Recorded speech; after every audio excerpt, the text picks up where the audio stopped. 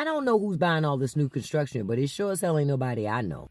I don't know where y'all live, but where I'm at, they're building like everywhere. New townhomes, new condos, new luxury apartment, new shopping plazas, new everything. But this the thing, none of it's affordable. Homes starting at $450,000, $600,000. And don't even ask about the rent prices. Interest rates damn near 7%. Wages ain't moved. Groceries are sky high. But somehow they still keep building. So I keep asking myself, well, who is all this building for? It's sure not for the folks that already live there. It's not for single moms. Definitely ain't for retirees. And not the working class people that are already barely holding on. So tell me, who's buying this? Who are they building for? Because it ain't us, y'all. It feels like we're getting pushed out of our own neighborhoods while somebody else cashes in. Drop a comment if you notice the same thing where you live. So having a house in America today will become a very big threat to everybody who's living in America. Not just only American only, but also anybody who's living in America, not only the white people, but all the blacks who are in America and want to buy the house in America. They want to be able to buy a house because the house price is very expensive, because there is many houses and there's no one living in them. But now they're becoming so expensive. You see, so for somebody to have a house in America, it will cost you because it is becoming very expensive. People are selling their land because they want to move away from America, because America has become a threat to everybody who is living there. So tell me how you will survive in America without a house. You become now the house are in America. There are very very many, even more than the homeless people who are there that maybe are homeless. So it's because of the Trump's tariff. People can't take this anymore. Subscribe, share, the comment, this media, and let's do the video now. Let's have the video. Isn't selling. You have two options right now: lower the price or pull it off the market. Right now, buyers aren't buying, period. And it's not your house, it's not your agent, it's not your listing photos. The economy has everybody sitting on their hands, and it doesn't help that August is historically our slowest month. Here's the problem: everyone is pricing their homes based on data that's 3 months old. Those comparable sales that you're looking at, the buyers who purchased those homes started their home search 90 days ago, when the market was completely different. That pricing strategy that you're using is ancient history now. The market has shifted and it's continuing to shift. Here in Orange County, we're looking at an average day on market of 50 days plus. That's not just August slow. Buyers are being pickier than ever, and economic uncertainty doesn't help. Buyers are just window shopping and no one's pulling the trigger. They're qualified, they're out there looking, and they're waiting for something. Lower rates, market certainty, a crystal ball, who knows? So if your house isn't selling, you're in good company. This market doesn't play by old rules, but that doesn't mean we have to throw in the towel. I'm the agent that knows how to navigate this exact market with a smart pricing strategy, targeted marketing, and realistic expectations. Because even when buyers are being difficult, the right approach still gets results. Are you ready to work with an agent that actually knows what's going on out there? Let's get that house sold even when the market wants to be stubborn. I'm going to tell you why your house isn't selling. You have been sold a bill of goods. A lot of you from all over the country reach out to me and say your house has been on the market for 6 months, a year, even 2 years, and you don't understand why it's not selling. First, you're welcome to message me either here or you can go to my link tree, contact me directly, and I'm happy to help when I can. When I take a look at your listings that aren't selling, the one thing you all have in common, you've tried to neutralize your house. Taking all the personality out of it. It's boring. Whether your real estate agent directed you to do this or this is a belief that you have. The belief that taking all the personality out makes the buyer envision themselves there. And that could not be farther from the truth. A lot of you freshly paint the walls, and it's clear you're worried about putting nail holes because you have no art on the walls. When someone falls in love with your home and they want to buy it, they do not care about nail holes. You are worried about the wrong things. When you take the personality out of your home looks like every other home on the market. And with inventory up across the country, buyers are forgetting your home. You need to stand out. You need to do the opposite of what you're doing. In order for the brain to remember anything, there has to be contrast. Highs and lows, darks and lights, smooth and rough. You have to incorporate these things into your home. A lot of you have very sparsely furnished homes. There's no rugs, there's no window coverings, and there's no contrast. It's all one note. First, you need to fix this, and then you need to have new photos. You don't necessarily need to hire a stager, and you don't have to spend a lot of money. You can go to stores like Home Goods, Target, even Costco. And if you choose the right things, it's going to make a big impact. You can get a designer consult for not a lot of money. Or if you have a friend who's really good with design, bring them over and have them help you. The reason your home isn't selling is because no one's telling the story. You need to go back to why you bought that particular home. What stood out? What was important to you? What do you love about it? Even when you're getting negative feedback about something, turn it into a positive. Someone contacted me who lived in a gated community, and their home was very close to the entrance. They said the negative feedback was that it was too close to the entrance. For me, if you have a long drive home from work or you've been shopping with the kids and you have to go to the bathroom, having your home close to the entrance instead of having to drive another 10 minutes to get there is a huge selling point.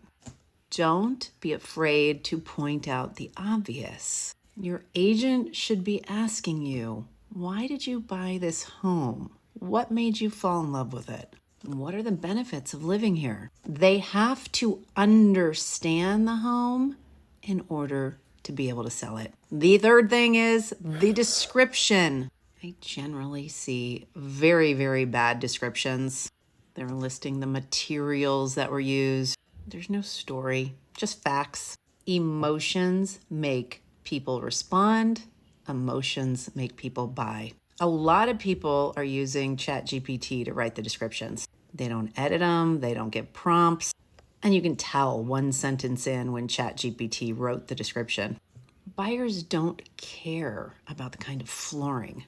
They don't care about the countertops you used. They can see these things in the photos. They care about the emotion and the experience of living there. So if your agent can't get to the heart of that in the text, first buyers are going to look at the photos and not even read the text if they're not interested. But if the photos capture them, they usually go and read the story. And that's what it is. It's a story. And this is why year after year after year, sellers call me after their home didn't sell with another agent. They could have been on the market for 6 months or 2 years. And I rework everything from A to Z. And the property goes from being ignored to being fought over. Don't worry about the nail holes. Make your home as beautiful and as interesting as it can be. Selling real estate's like fishing. You've gotta bait the hook with something good. So even being a landlord, it's becoming difficult for them to handle some shit because the housing for them to sell somebody house. You know, in America, for instance, somebody is paying a single room, a house without a bedroom, for like $2K. Can you imagine paying for a house for that amount of money? It's becoming costly for them because they can't afford a living in America anymore. So anybody who is in America today and planning to maybe to achieve something in America, it will be difficult for you because having a home, owning a home is now a threat in America because you won't be able to own a home in America because it's expensive more than even just unbelievable. Let's finish the video, then I'll come back and finish the other part. One of my houses is right there on the end. I've had that for over a year, about a year and a half. All of these houses, brand new builds, available, all 10 of them for sale, just sitting here, year and a half. 10, like these are $1 million homes. Maybe that's a problem. 10. Just chilling. So what's really causing the housing crisis and how can we get out of it? The housing crisis is primarily caused by home prices rising, but then also inventory shrinking. There aren't enough homes being sold, there aren't enough homes being built, but the homes that are for sale have very high prices that are out of reach for a lot of people. Another big thing that has made homes very expensive is the Federal Reserve raising rates in order to battle inflation. That has made mortgage rates skyrocket to 8%, which is very, very high, and also a lot higher than the 2.5% that they were at in 2021. It's added about $1,000 on monthly payments to the average price home of $400,000. And this has resulted in a few different things. Number one, boomers don't want to move. It's very expensive for them to move, but they're rattling around in these single family homes that would be good for new families. And then number two, people who do have homes are locked in and they're not necessarily going to move for a new job, creating a stagnant workforce potentially. The final reason is that building new homes is hard. Labor is expensive, materials are expensive, land is expensive, so fixing the supply issue is difficult. And so there's a few ways that we could fix this. Number one, doing mortgage rate buydowns, assumable mortgages where you take on somebody's old mortgage, or you just move really far away from where you want to be. Recession could fix this, as well as tax incentives to sellers to lower the price of their home. And this is a really big problem. Owning a home is the American dream. It's how the bottom 50% make all of their wealth. And so really what we probably should do is reevaluate how we think of homes. You'll see all these $200,000, $300,000, $400,000 houses. Hell, here's one. There's one. All right. I want to show you what these sumbitches are made out of. You see that? Look at this shit. Hold on. It gets better. Okay. Now, behind all those bricks, right there, there's this. Ain't shit to it. Y'all want y'all's goddamn homes built out of fucking cardboard? 200 G's. 200 G's. Look at this shit. Hold on. It gets better. Okay. Now, behind all those bricks, right there, there's this. Ain't shit to it.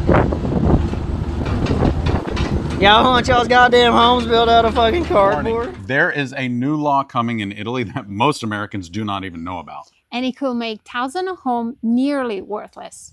In Europe, every property has an energy class from A to G. The new rule is the Class F and Class G home will be almost impossible to sell. These are the old, the cold, and uninsulated homes. They're beautiful, but completely inefficient. But here's a twist. They're also your biggest buying opportunity. You can grab them up cheap, renovate them, and boost the energy class.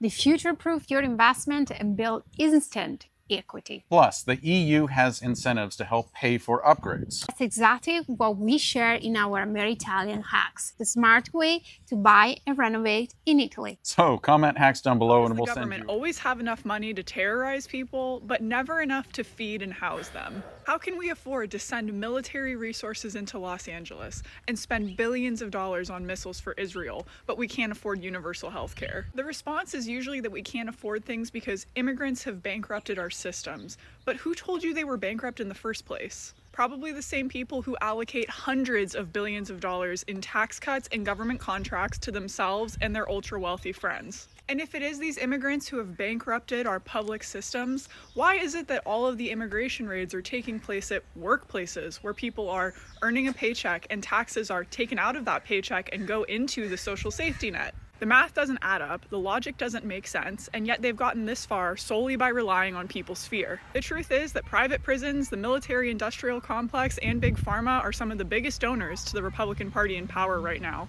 and they are going to continue to do everything they can to funnel resources their way so that they can stay in power versus actually spending resources on the public good.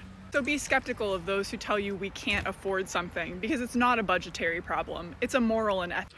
Tell me in the comments, anybody who's living in America, tell me in the comment, how are you guys surviving there? Because the rent in America is extremely expensive for you guys. I don't know, I'm even feeling for you. And this is because of Trump's tariff. You voted for Trump, you only know that this thing will cost you, but you never thought of this kind of life coming your way.